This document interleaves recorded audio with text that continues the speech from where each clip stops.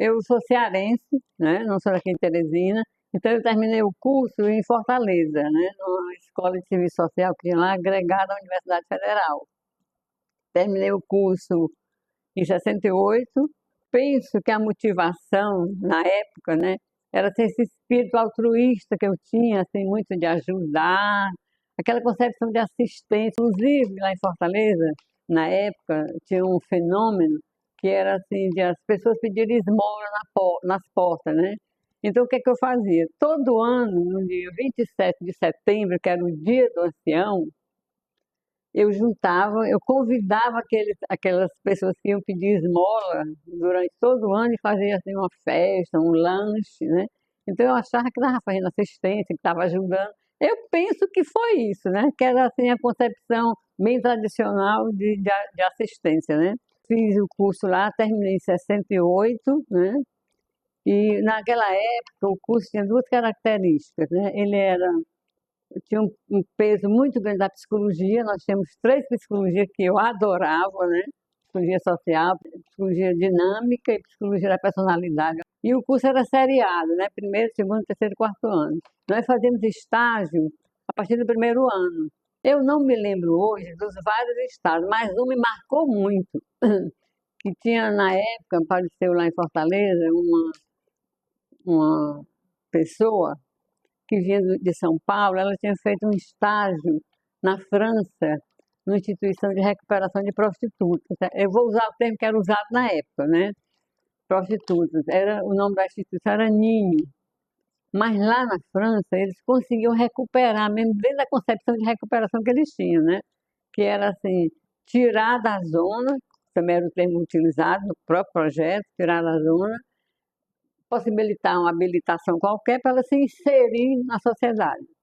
E eu fiquei entusiasmada por esse trabalho, né? Me encantou esse trabalho. E ela foi no curso oferecer vagas para quem quisesse estagiar lá. Então eu me ofereci para ir fazer esse trabalho lá. Não deu certo, o trabalho não vingou. Por quê? Porque não tinha recurso nenhum, só tinha a boa vontade dela e dos estagiários. O que é que nós fazíamos? Só dar alguma habilidade, pintar, bordar, uma ocupação para elas ficarem. Quer dizer, com pouco tempo o trabalho não, assim, não progrediu, né? Mas foi bastante interessante, né? Com relação ao TCC, na época, teve uma professora lá, Maria do Carmo Galvão, que ela tentou uma experiência de fazer uma análise da prática do serviço social. Como é que a prática se expressava e que base teórica sustentava essa prática. E ela tinha dois eixos dessa prática, era educação e desenvolvimento.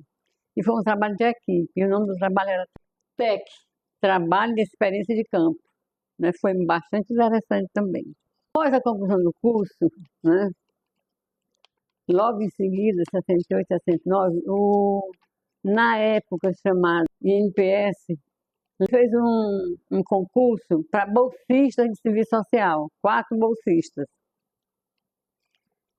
para uma bolsa de 2 anos, para trabalhar no sanatório, lá em Messejana. E fomos fazer esse trabalho lá, trabalhar lá em Messejana. Qual era o trabalho na equipe de educação sanitária? Era com médicos, né? E um trabalho muito bom. E ao mesmo tempo eu trabalhei na LBA, que antes da docência eu trabalhei na LBA.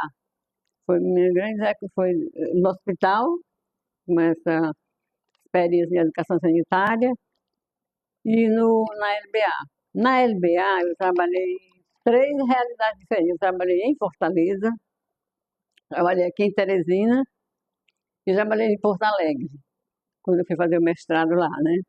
Então, voltando um pouquinho, essa bolsa da Previdência era de 2 anos.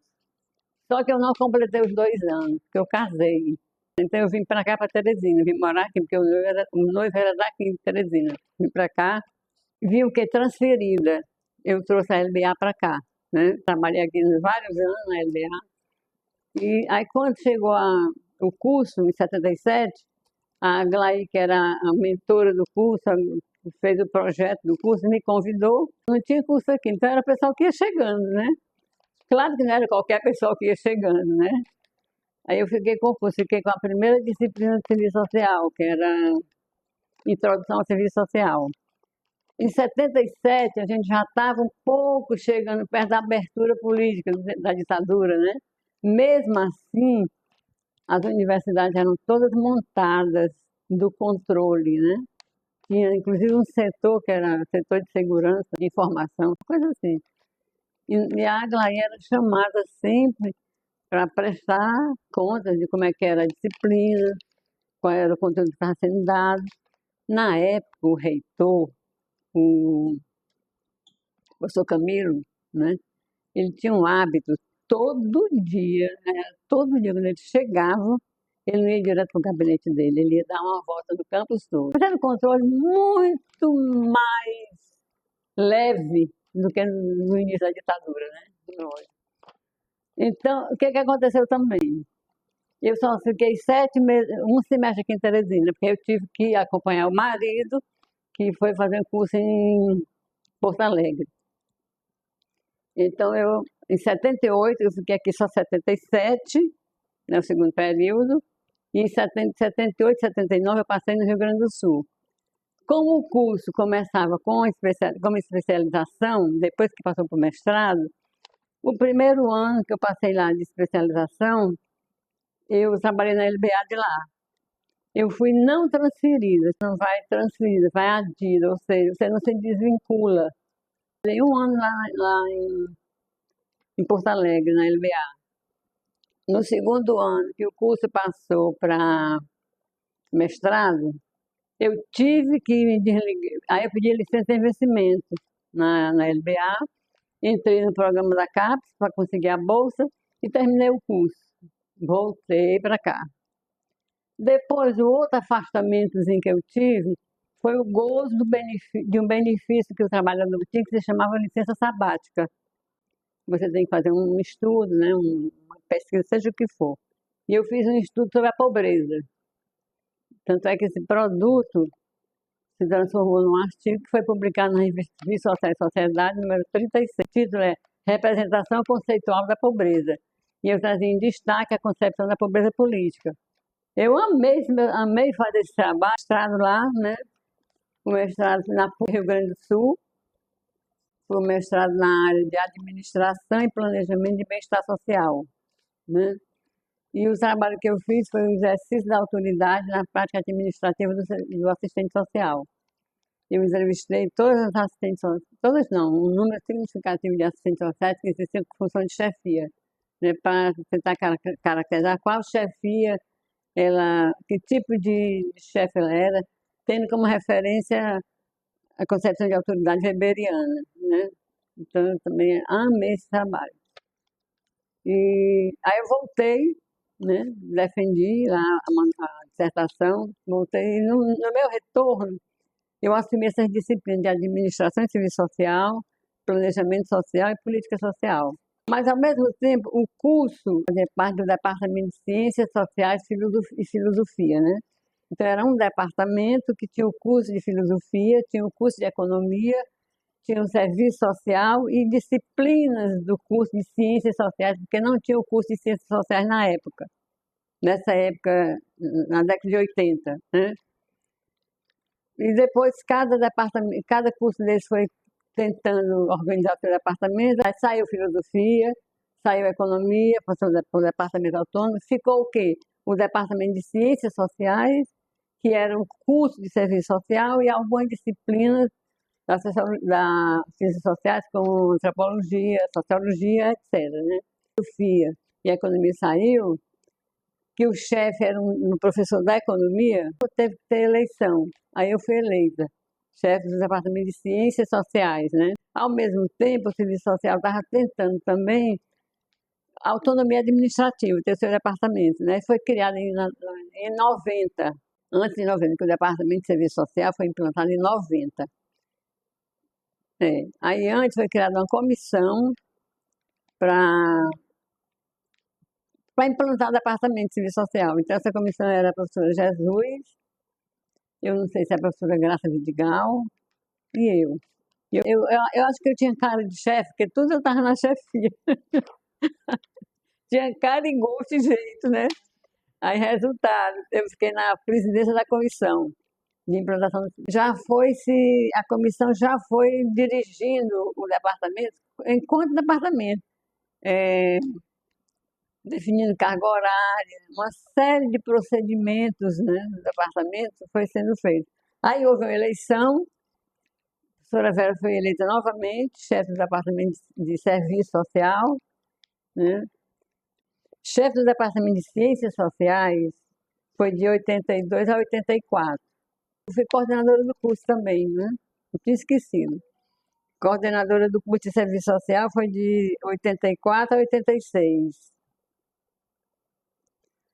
Aí o departamento foi implantado. De 90 a 92 foi chefe do departamento de serviço social. De 94 a 96 eu fui chefe do departamento de novo, de serviço social. Eu fui chefe do departamento de serviço social 2 vezes. E uma coordenação de curso e uma chefe de ciências sociais. E quando foi em novembro de 96, eu fui convidada para ser pró-reitora, né? O professor Pedro Leopoldo foi eleito, aí ele me convidou, depois ele foi reeleito e me reconduziu também. Então eu fiquei de 96 a 2004 na pró-reitoria de ensino. Um pouco afastada do curso, eu fui obrigada a me afastar das disciplinas, mas fiquei com orientação de TCC. Quer dizer, todo mundo sabe que tinha um currículo mínimo, antigo, né? Depois houve muitos cursos, seminários para definir o curso. Depois o próprio MEC tomou a frente na discussão de diretrizes curriculares, né? Inclusive o próprio Serviço Social implantou, né, uma proposta curricular dentro das diretrizes curriculares, até primeiro do que o MEC como um todo, né? O Forgrade também discutiu muito, né? Eu me lembro que eu participei de vários encontros do Forgrade. É muito interessante vocês fazerem referência ao Forgrade, porque o Forgrade teve um peso muito grande. E, além do mais, eu fui da coordenação, né?